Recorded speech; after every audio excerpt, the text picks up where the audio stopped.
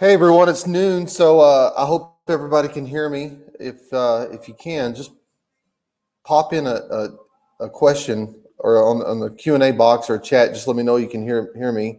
So I get one saying, Russ, yeah, I can see that. And if someone else will just pop in there and tell me that you can hear me, we'll go ahead and get started. All right. So today's going to be a little bit different. I'm working with a couple of restrictions, so you won't be able to see me today. So if you don't see me, don't worry about that.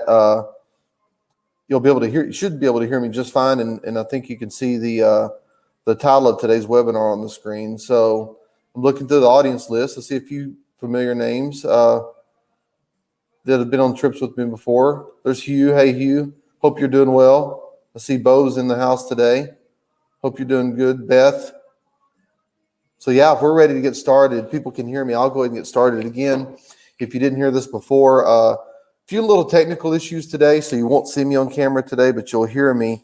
And as I go through this presentation today, as always, I want it to be as much of a dialogue as it is a monologue. So if you have any questions, just pop them into the box, and I'll answer them as I go. And today's talk isn't necessarily about cameras and camera settings, but I do include some photography. So if you've got any specific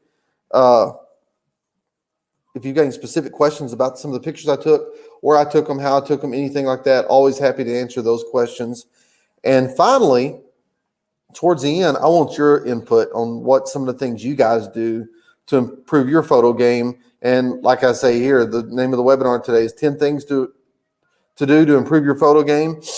And the caveat is that don't involve a camera. So I'm going to share with you some things today that I do when I don't pick up my camera that I think help me be a better photographer, be a better naturalist, be a better observer of nature in the outdoors. And I think when you can become a better observer of nature in the outdoors, naturally you're going to become a better photographer because you're able to get more and more intimate pictures of wildlife in its natural settings. Again, you can see on the bottom of the page, my name is Russell Graves. I'm one of the guides for Backcountry Journeys. And I'm from Dodge City, Texas. But today I'm not coming from Dodge City, by the way. I'm coming from a hotel meeting room in Childress, Texas, in Northwest Texas in the Panhandle. I had to travel out here to do a photo shoot for a magazine.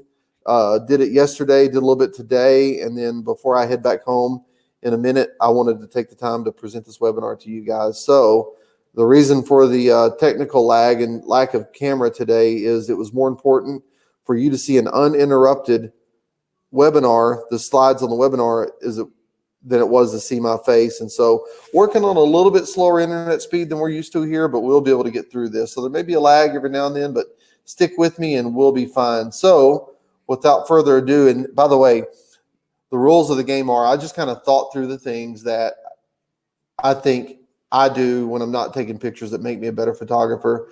I'm going to lay these out. These are in no particular order at all. So it's not going from least important to most important. I thought about doing like a David Letterman top 10 style list, but I don't figure myself as being that funny. And so, I'm just kind of laying them out here in no particular order. And again, as I go through, if you have any questions or comments, pop them in there and we'll keep the ball rolling. So without further ado, this is the first one I put on there. Learn plant identification. For years, I was really good at identifying just about any kind of wildlife I saw. I'm really good at most birds. I can't say I know every bird I see the first time I see it, but I'm really good at most birds.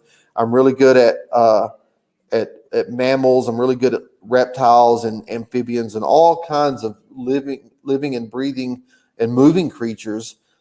But I got to a point I realized that, the one thing you don't know about is maybe the most important thing the reason why those animals are there are the plant communities that feed some animal in the either feeds or gives them cover somewhere in their food chain or their natural life cycle. And I knew very little about plants. And so about probably 15 to 20 years ago, I became a student of plants and started learning plant identification. And I'm going to tell you, the one thing that enhanced my outdoor experience as much as anything is taking the time to learn what kind of plants are in the area. Now, I know So the bigger circle you get outside of where I live, the worse my plant identification skills get, because a lot of plants you see are really specific to uh, one climate type. They may be good. For example, Hugh lives down in the southern part of Texas. I live in the northern part of Texas. I'm going to have plants in my neighborhood that he won't have in his neighborhood naturally, and vice versa. So the further I get away from my house, the worse my plant ID becomes. So I know all the plants are on my property really, really well. And you get further away from that, and you start getting outside the county, then the local region, and then outside the state. My plant identification becomes a little bit weaker, but I still try to learn everything I can, because learning plants is a good way to help bridge the gap when you're trying to figure out, in one of my slides later, this will make sense. When you're trying to figure out how to photograph an animal, say, I'll give a common one, a white-tailed deer. If you're trying to learn how to photograph, and we're getting all the best pictures you can of a white-tailed deer, it's going to be good to understand what a white-tailed deer eats in your community. And then when you find those plants, when you find the restaurants where those animals are going to eat, it's a lot easier to find the animals. So learning plant identification from a wildlife photography standpoint is really, really important. Number two, it's super valuable just from a naturalist standpoint. I mean, now when I go out, I may see 20 deer on an outing. I may see some wild turkeys. I may see all a variety of songbirds. I may see all kinds of things, but you become jaded to that stuff after a while. It's kind of like if you've ever been to Yellowstone on a trip before, without reserve, one of the first things people say they want to see are bison. And if you've ever been to Yellowstone before, you realize it's not hard to see bison, and you're going to see a lot of them while you're there. And so that's kind of how I got over time with wildlife. I've seen tens of thousands of deer maybe in my lifetime. So you kind of get where you'll glance at them. You're like, okay, that's cool. But all of a sudden, when I started learning plant identification, my eyes opened up to a whole new part of the world that I'd never really paid attention to before. And it's really enriching in that regard. And it's leading to the next thing in my evolution as a photographer and a naturalist. One of the things I'm trying to do this year, so on my property I bought about a year and a half ago, I'm really starting to develop it this year. So I'm specifically picking specific plants to grow on my property that we're going to reseed that will attract pollinators like bees. And so I'm looking forward to the next iteration of my naturalist learning. I'm going to start learning a whole lot more about bugs, and I'm going to try to get really good at macro photography. Any questions so far? Any comments? Agree, disagree, anything else? Feel free to put them right on in there. So number two, I forgot, jumped the gun. So few easy ways. I learned the old way of plant identification by lugging books around with me. But I found an app, and I've shared this with some of you guys. I found an app that really works well, and that app is called Seek. And essentially, I know it works for the iPhone. I'm guessing it probably is available for the like Samsung phones, or the Android phones. But Seek, you just using the camera on your phone and open the app, you show it that you essentially, like, you're going to take a picture of the plant, and if you've got a good signal, if you got a good cellular signal, the app figures out where you're at. It's got a database, and it figures what type of plants are likely to be there, and it does a pretty good job of helping you identify plants. And so it's invaluable for me when I travel to start learning plants pretty quickly in the area, because I can just use my Seek app to identify it right on the spot, right where I am, and it puts it in a lot better context for me as far as the type of habitat that plant lives in. Furthermore, if you don't have a good cellular signal, you can take a picture of the plant, and then when you do have a good cell signal later on, it'll still identify it for you. So it's a valuable app, and that app is called, like I say here, Seek. All right, the second thing I think is valuable, and I know a lot of people do this, but it's still valuable to mention, and that's start a journal. I started doing this a long time ago when I would go out and take pictures. I just make a journal for my own purposes of what I saw that day. Sometimes it'd be a pretty extensive journaling of what I saw and, kind of how I felt or what I thought that day. A lot of times it's just, I saw this that day.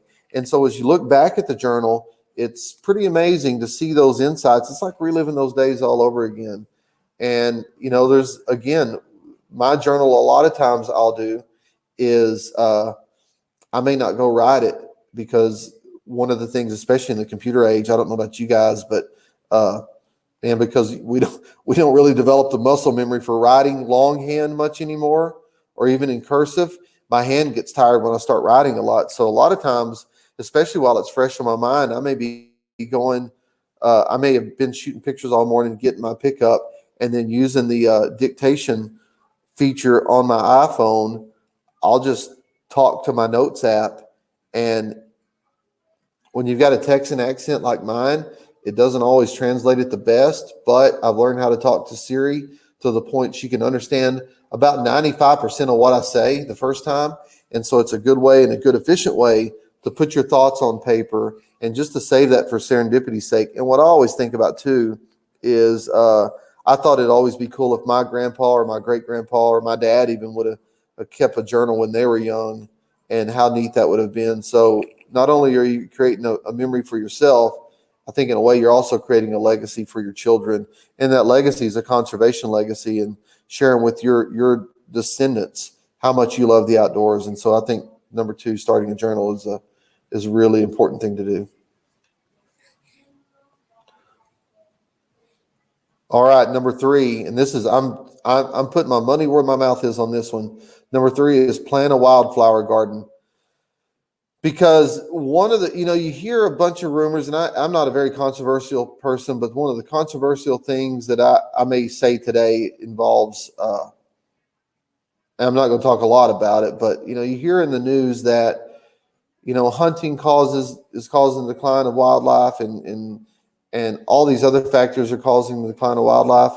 But the controversial thing I was going to say is, regulated hunting, the way it's done in the United States, has never caused one animal species to be in decline. What the biggest problem is, more than anything, is something you and I do every day. And I'm not a proponent of any kind of radical thinking like population reduction, but habitat loss is the big problem more than anything, what affects wildlife species. And so by planting a wildflower garden, you're doing your part to combat habitats. Right now, if you read the literature, honeybees are in dire straits because of chemicals that were being used on agricultural crops, and the neonicotinoids, I believe is what they're called. And because of that, and because of habitat loss, honeybees are having a tough time. But by planting a wildflower garden, not only are you going to attract honeybees in your area, you're also going to attract a lot of birds and a lot of other wildlife. And so just by creating that little bit of habitat, all of a sudden, if one neighbor has a little bit of backyard habitat by planting a wildflower garden, and then you got another neighbor in the same neighborhood, then all of a sudden, if a lot of neighbors have it, you're increasing the wildlife habitat, albeit in a small way, but it's still a positive direction. You're increasing the wildlife habitat in your area, because I understand. I've always lived a rural lifestyle, lived out in the country, and for the past probably 15 years of my life, I've owned my own property and lived on land out in the country.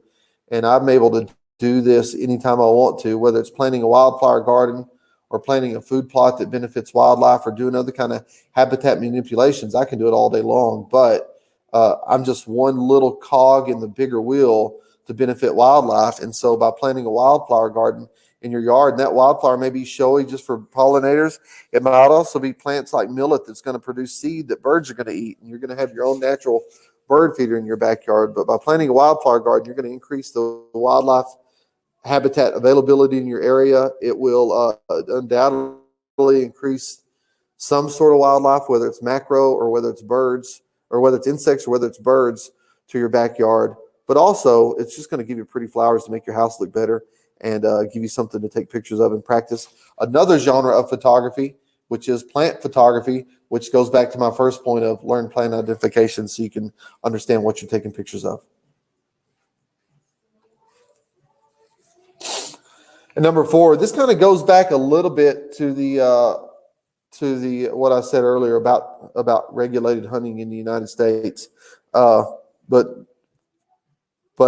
in order to hunt ducks in the United States, you have to buy a federal duck stamp. But federal duck stamps are not just for hunters. When you buy a federal duck stamp, that money directly supports all the national wildlife refuges that you may or may not go to.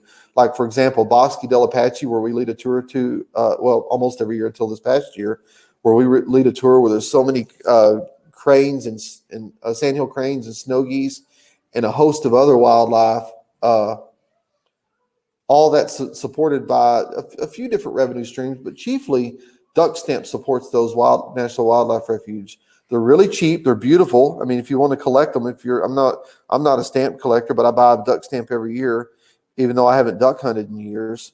But they're still a beautiful little tiny piece of artwork that costs, I believe, they're about $25 now. They come out once a year, but you buy that duck stamp, and again, that money goes to help support those national wildlife refuges that support that habitat that supports the wildlife that we all love. And so that's really important. And furthermore, if you want to go one step further, and again, this is probably going to be the most controversial thing you'll ever hear me say, if whether you hunt or not, if you buy a hunting license, that money directly goes to support wildlife habitat and wildlife restoration in your state. Because whether or not, like in Bosque del Apache, for example, that's preserving wintering habitat for sandhill cranes and snow geese, but by preserving that habitat and working on that habitat, you're working on a whole lot of other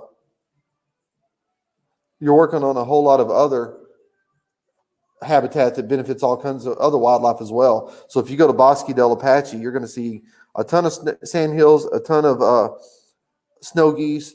This pintail picture I took was in that same refuge. So there's a lot of ducks, from the dabbling ducks, the puddle ducks, to the diver ducks, all kinds of songbirds, elk, mountain lions, bobcats, coyotes, all the predators that are hanging around there, badgers, pheasants, all kinds of stuff, because the feds are just managing for one or two species chiefly, but all these other species are benefiting because of their management efforts. And so again, federal duck stamps and even hunting license on a state basis go directly to support wildlife conservation and wildlife habitat.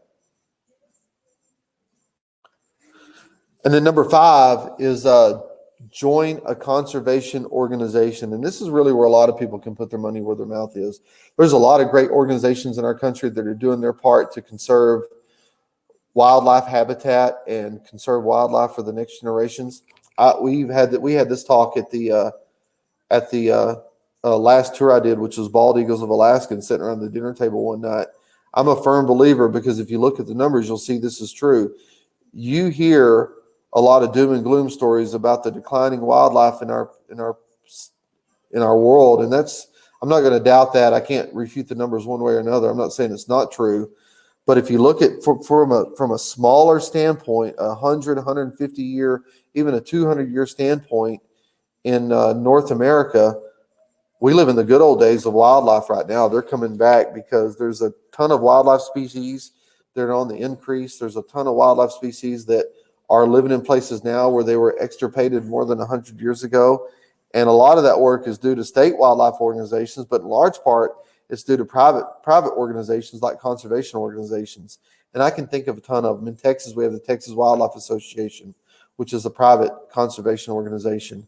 From a national standpoint, you have places like Ducks Unlimited that do a lot of habitat work, and they acquire a lot of habitat, and they work with private landowners to improve the habitat to make it even that much better for their animals. Right around the corner from my property in Fannin County, Texas, there's a neighbor of mine on the neighboring property. He had Ducks Unlimited come out and do they sent their biologist out for free. They helped him design wetlands on his own property, and he had to pay for construction, but they helped design wetlands on his own property and help him pick out the plants that would attract more and more ducks and more waterfowl and wading birds and all kinds of birds to his place. So he's got the pond we call the DU pond right by his house, because again, he used Ducks Unlimited and leaned on those guys. And a lot of these conservation organizations have professional staff that will work with, again, private landowners, because you get out, a caveat here, you get out west in some of the big mountain states, and a lot of the land there is publicly owned. But in states like Texas, and you get further east, the land becomes increasingly privately owned. In Texas is now places like conservation organizations to help kind of see the big picture and help remind us that, hey, one of the special things about living in Texas is the wildlife we have therein. And so we've got to do all we can to educate the next generation and to empower landowners and be an advocate for wildlife and make sure that those wild places are still hanging around. Audubon Society is another one. I could have listed 50 of them because there's a lot of good organizations. But, what I encourage you to do is kind of seek organizations that sort of fit, because all these organizations have a little bit of a political bent to them. And so it's in your best interest to kind of pick these organizations that kind of align with your beliefs. I would encourage that, but I'd also encourage that people also maybe choose one or two that doesn't align necessarily with your political beliefs, because you can always learn something by listening closely to someone else. Maybe if you don't agree with them or not, you can always learn something from them. And then number 6 is volunteer to do conservation work. One of the cool things about, especially around the Dallas-Fort Worth Metroplex that I know for sure, is there's a lot of privately funded nature areas that people, may have owned a farm 50 years ago, and they love that farm so much and they love the wildlife. They left it in a trust where that land, in a conservation easement, where that land can never be changed. And so those places like that, and the one I'm thinking about in particular is called the Herd Museum and Wildlife Sanctuary. It's in McKinney, Texas, about 30 miles north of downtown Dallas. And those guys there do they do a great job of preserving a little sliver of native blackland habitat where all those animals that are native to that part of Texas can thrive. And so by doing that, one of the things they rely on are volunteers to help them do conservation work. And so whenever I can, not necessarily the herd, but there's some also other organizations that I'll do volunteer work for. And in fact, this picture you see in this slide, this was actually a prescribed burn I helped an organization do, because they were burning some prairies. And as far as the health of the prairies, because fire is a natural part of the ecological cycle. And so I was helping them burn prairies and helping them just do their conservation work, volunteering my time to make the habitat better for wildlife involved. And the wildlife, by the way, that I'll go back and photograph. So not only does it benefit wildlife, it benefits me, because this gives me a great place to go take pictures.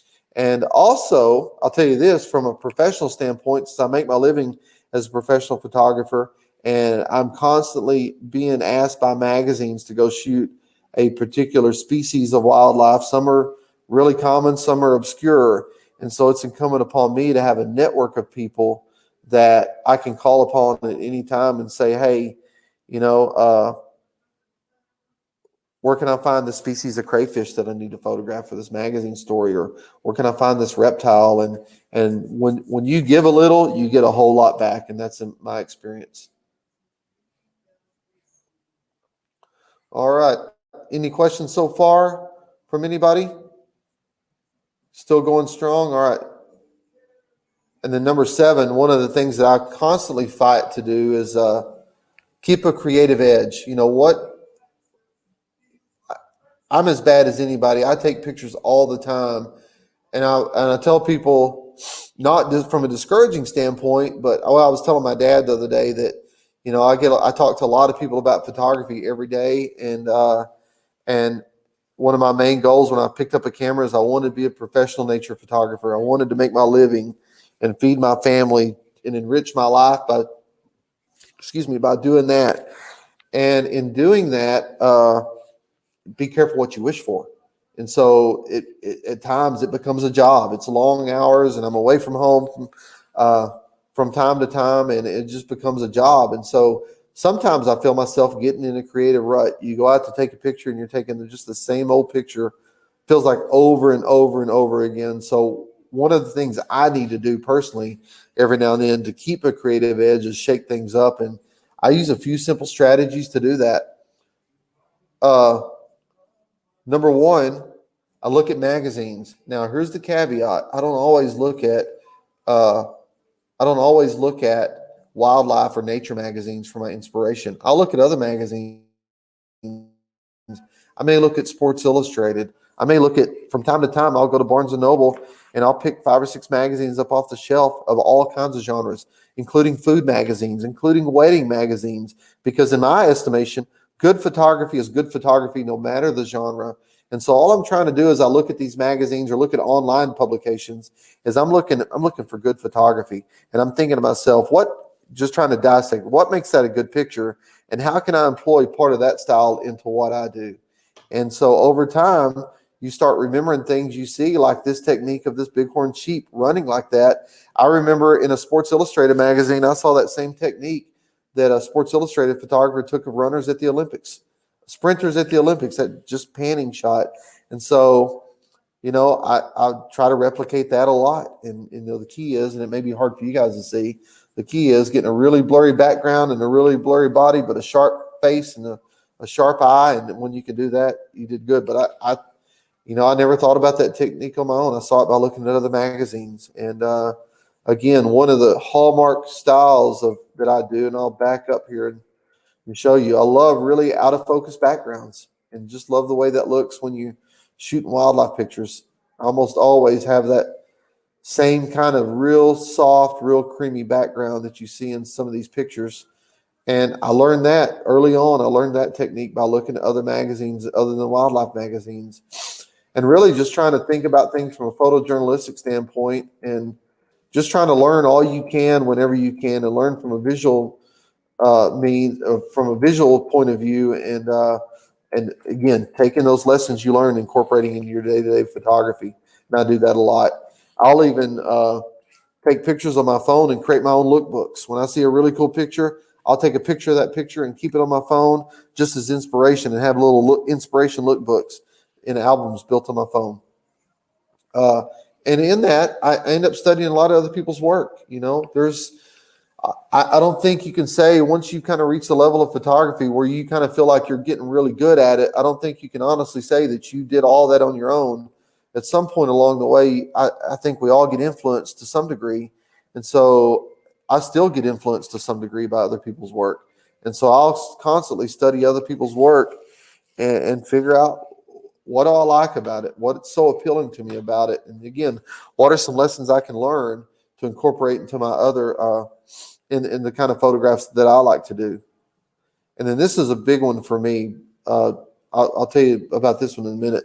Another thing I do a lot, I'm doing more and more of, I'm kind of hit and miss on it, but social media. I'm not a huge fan of social media. I think some of the people in the group that I've been on trips with before, I may have mentioned that to you before. So sometimes I'll get in a real big frenzy. I'll fall in love with social media again, post, and then I hate it again. And I love it for all the right reasons, I think.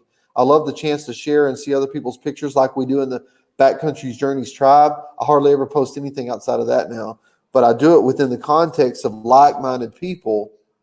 But what I hate about social media is all the politics and all the negativity that surrounds it. So that's why I kind of go in a love-hate relationship. But here's what I found out, though. When I post something to social media, and it's a new technique, if a lot of people like it, I know it resonates with other people. Now, in my experience, if they don't like it, they just won't click like or they won't comment. So no one's hardly ever negative enough to just say it. But if they don't like it, they just don't necessarily comment or put the thumbs up button on the picture. So social media is another way to kind of get the input of others without using your camera and just try to figure out if what you're doing is still working. And the last one here is set your camera down for a while. I do that a lot. Photography for me, again, is a job, and sometimes it's incumbent upon me to just not think about it for a while.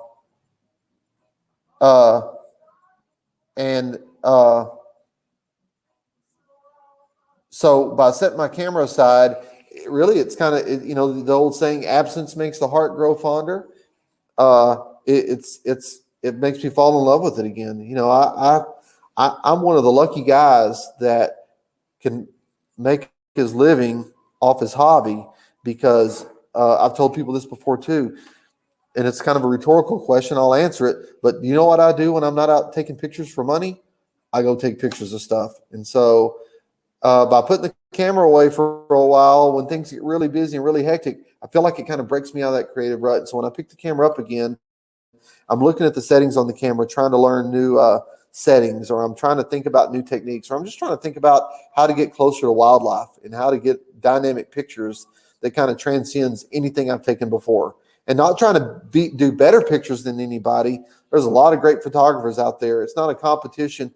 My competition is never between me and another photographer. My competition is always between me and myself and trying to be better the next time I go out. I got a question here from Robert. He says, can I post to the BCJ tribe if the image is not a BCJ trip?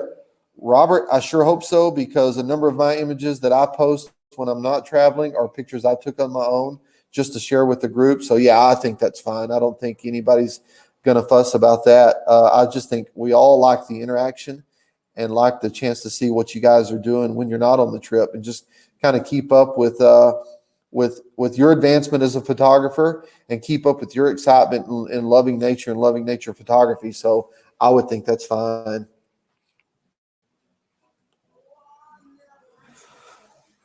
Okay, number 8, and this is a big one too. This is what I started doing early on, and this is really my key to some of my early work getting in magazines. Learn the life history of your favorite animals. When I started first started taking pictures for magazines, I would look at the magazines that I wanted to work for, and I'd look at back issues, and I'd think to myself, there's plenty of pictures there's plenty of articles about, say, I'll use this example, elk, or there's plenty of articles about songbirds, or there's plenty of articles about blue jays or bobcats, or pick your animal, what else? And so what I would think about is, okay, I see all these articles being ran, and then here's kind of a gap of animals I haven't seen. What animals live around here that I can become at least a short-term expert on and learn the life history of that animal? And by learning the life history and learning all the nuances that kind of makes that animal I'll go back and photograph all of that. And so by doing that, that kind of gave me my leg in. I was probably 21 years old when I had my first full-length feature story that I wrote for a magazine, and all the pictures in the magazine were mine, and the article were mine. Took all of 21 years old when I did that. And the animal I did it with, and this is going to sound crazy, and don't judge me because of it, were turkey vultures. I thought turkey vultures are kind of cool. I know where some live in a barn. One of our barns on a property we had where we ran cattle on had a nest of turkey vultures up in the hayloft, because they just build a nest in the hayloft in the hay. And I knew where there's some eggs were, and I knew there's a couple of buzzards that would go up there. So from that, I started learning all I can about turkey vultures. So I learned kind of what their nesting habits are. I learned where they roost. I learned, they eat dead stuff, so that wasn't hard to figure out. But I learned if you get too close to them and you disturb them, their number one defense mechanism is regurgitation. They'll vomit on you, and I learned that the hard way because I had been vomited on by a turkey vulture before. And so by learning all those things and by photographing all those unique things about that animal, I was able to take that collection of pictures a few months later and make my pitch to the magazine about this is why this would be a good story for your magazine. And lo and behold, they said, we think it's a great idea too. And so my first big natural history piece I ever did for a magazine was about turkey vultures. And that same basic method, I still do it today. Whenever I'm tasked with having to go photograph for some new species of wildlife that I've never photographed before, I'll always go learn the life history of it. And just that way I can tell all the nuances. One of the things I don't know if you saw the video or not that I did for Backcountry Journeys that appeared on their blog and on the Facebook page about a month ago, I guess it was during the I see Tom's here. It was during Tom's trip and Hugh's trip at the same time. I told them, if you see me by myself talking to myself, I'm not really talking to myself. I'm recording a video. And the video I did was about the 3 main shots you always need to try to get when you see wildlife. And those 3 main shots are kind of the yearbook shot, just a head and shoulders shot that represents, like this one, that represents what that animal is. Just a good representative shot of the animal. That's shot number 1. Shot number 2 is kind of an environmental shot. What is that animal? What's the habitat that animal lives in? Kind of a wider version. And that's sort of what you have here with this elk shot. Sort of a wider version shot, not really close up. You can tell a little bit about its surroundings, a little bit about its habitat.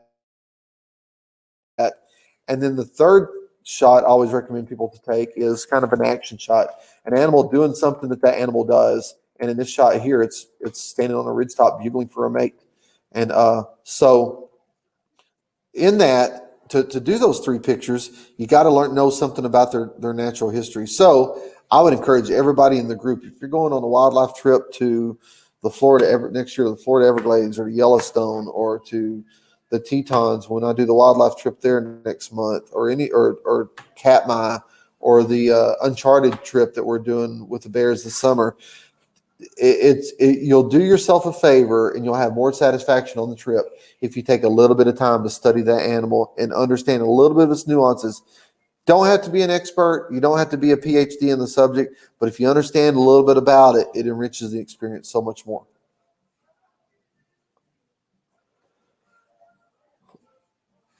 So I've got a comment here. Stan says, stop, look, and listen. I live on Vancouver Island in a small town. I walk my dogs up on the mountain each day on a system of old overgrown logging roads and bike trails. Every now and then I have to tell myself to stop, look, and listen. You get too busy in what you're doing to appreciate and see the small things about you.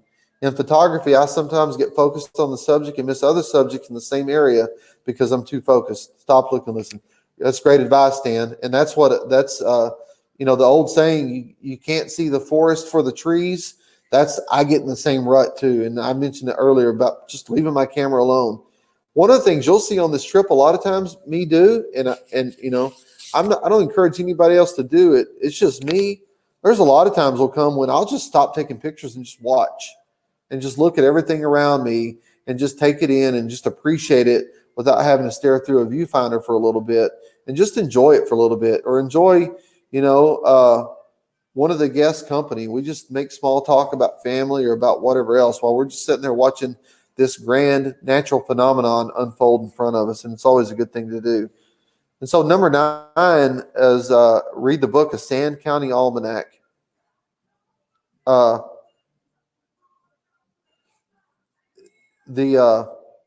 Sand County Almanac is a book written by an author, a naturalist called Aldo Leopold. And it's really big in conservation circles, but essentially what he argues in the book, and it's a good foundation to understand wildlife conservation and understand all aspects of wildlife conservation, not just preservation where we're going to save a spot and not do anything with it, but conservation and the active hand of man in managing wildlife resources and how the active hand of man can benefit wildlife instead of being a detriment to it. But pretty much it argues the 5 things and this book was written in the 40s. And the setting of the book is this guy's farm, which I believe is in Wisconsin, and how he took an old worn out farm and made it into a show place that was full of wildlife habitat. But the things he argues, the 5 things that was used to destroy wildlife, can be the same 5 things that can be used to restore wildlife. And those 5 things used to destroy and ironically can be used to restore wildlife are the axe. Stan talks about going down overgrown logging roads. Old growth trees, sometimes it's beneficial to wildlife to take out some old growth trees and let new plants grow up in their place and restart that succession. And that's what it's called. If you go out and you plow your yard, for example, and leave it alone, you're going to have pioneer plants come up first, and it's going to be just weeds and stuff that'll come up. And there's going to be one set of wildlife that's going to be attracted to that. Well, over time, the grasslands may emerge, and there's going to be another set of wildlife that's attracted to that grasslands. And then over time, you may have some brush species that start to emerge. And then another set of wildlife is going to benefit from that. And then over time, you may start having trees growing there naturally. And so that gradual changing of the landscape on its own is called succession. And sometimes by using an axe or using a chainsaw, to remove trees, although it sounds a little bit backwards in its thinking, can actually benefit wildlife. And so that's what he talks about in Sand County Almanac. So the axe, the plow, and so again, how one of the things I do personally is the farm I bought is an old hay farm. And I'm in the process right now of converting a monoculture hay farm into a diverse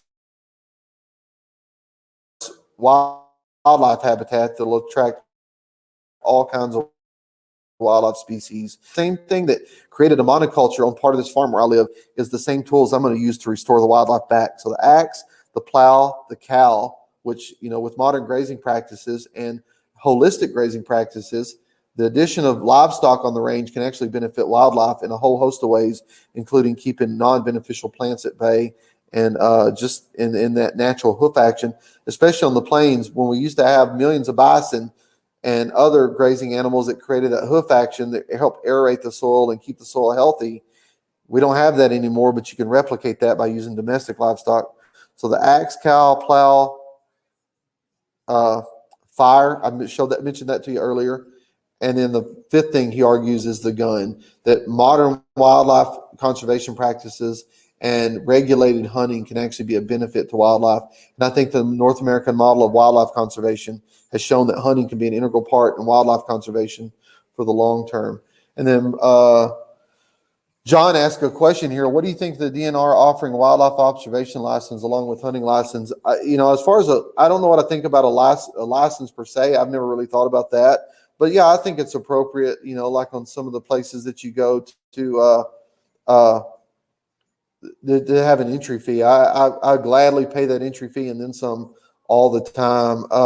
The wildlife observation license, the only thing I think, and I'd have to think about that a lot more. I don't have a good opinion on it yet, but I think the only thing I think is if it's a detriment to access, I think that could potentially be a bad thing, but I don't know enough about it to really make a good educated decision. So, John, my best answer is I don't know.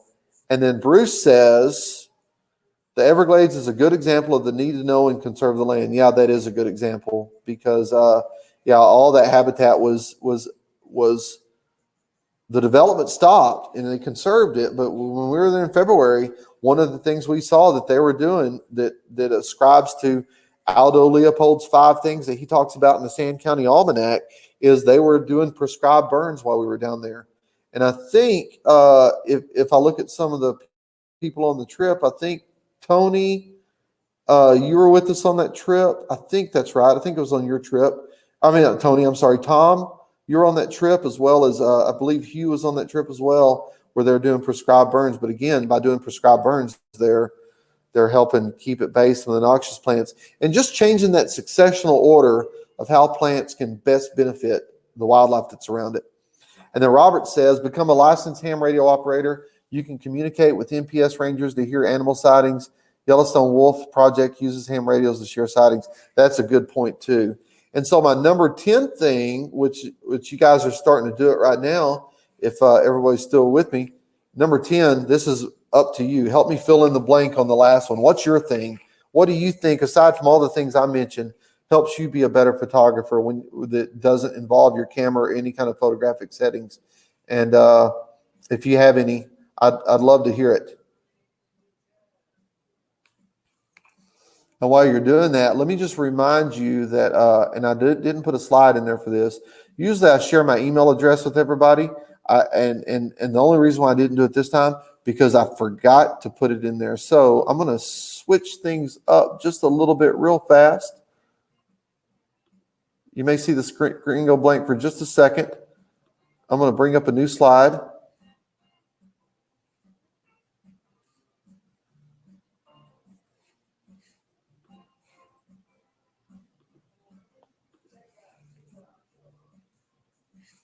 Well, I'll take that back.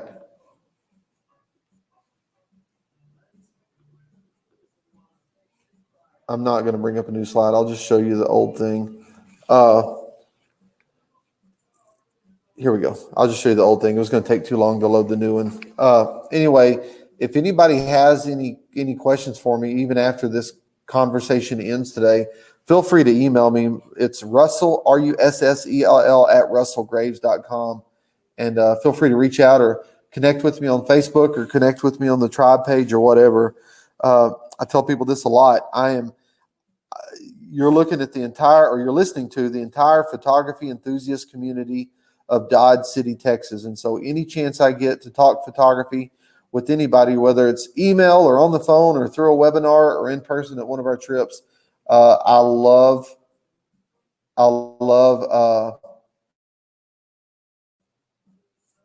talking photography with everybody and talking nature with people. Here's a few things that people do. Anna says, I'm a hunter, so I have another reason to do all of what you suggested, as well as getting out in the woods. And then Dolly says, what she does is just looking for other places to photograph wildlife, flowers, etc., that other people haven't discovered yet. And that's a good point too. And then Stan says, go out for a walk with someone that has different interests than you. They will see things you don't. Stan, man, that's another good point, because my wife, her photography expertise extends to her smartphone and not beyond that. And I don't say that detrimentally, because she's got her things she likes to do.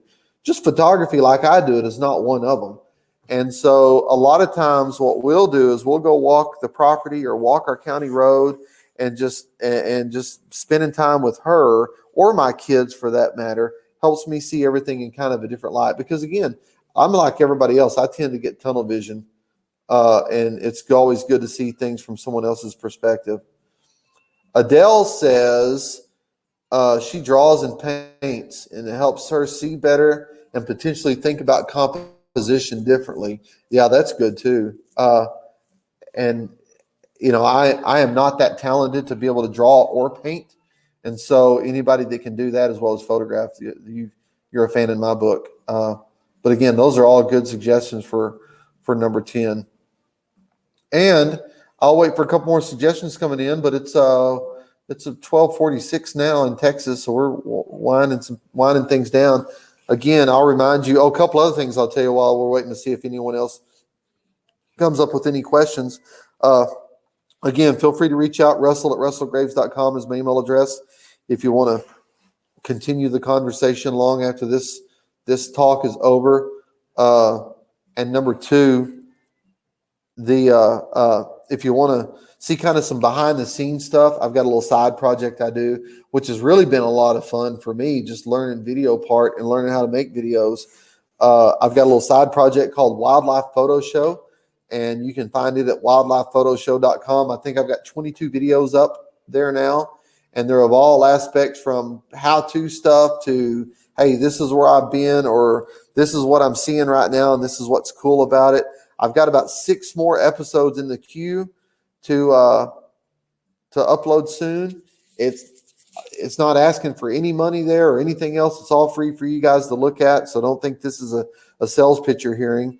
It's again trying to extend that love of photography and share it with people who are like-minded with me. But anyway, if you go there, you can sign up for updates, and all I do with that email address is you get an email when a new video comes out to let you know the new ones are out. So if you're interested in that, it's just wildlifephotoshow.com, and you can see it there. Let me see. Let me try to do something.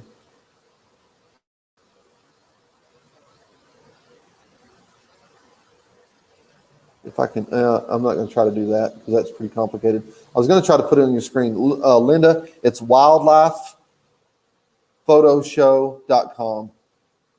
And again, it's just videos of kind of where I'm at the time. I've got, there's some videos on the Smoky Mountains where I'll be at in about a week and a half, videos in Yellowstone and just all kinds of stuff, some how-to stuff and pretty neat stuff. But consider the source, because I'm pretty biased. I think it's neat because I get to do it. I'm not particularly pretty to look at, but I sure enjoy what I do. So if you'll want to take a look at that, I think you'll enjoy it.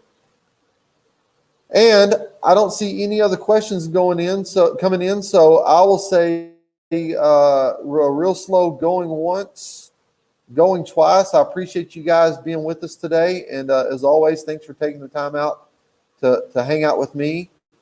Dolly will be in the Smokies in a week and a half too. Great, Dolly. Can't wait to meet you. But if you guys will again, if you need anything, just reach out to me. Thanks always for sharing your time with me today, and talk to you guys soon. Take care.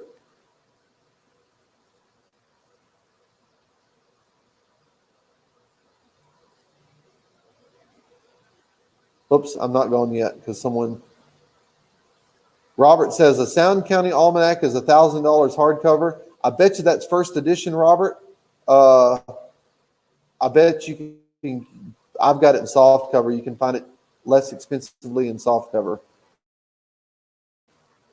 So I'm going to go ahead and type that in case you're still not listening, Robert. Oh, you are listening. So if you heard me there, I see you're still in. So if you heard me there, yeah, go look for it in a later edition, and look for it in just $7 on Kindle. There you go. Read it on Kindle. It's a great book. But hey, anyway, I appreciate it, guys. I'm going to get on the road and head. I've got about a 5-hour drive back home, so I'm about to leave this hotel and head home and go hug Mama and the kids. So I'll talk to you guys soon. Thanks.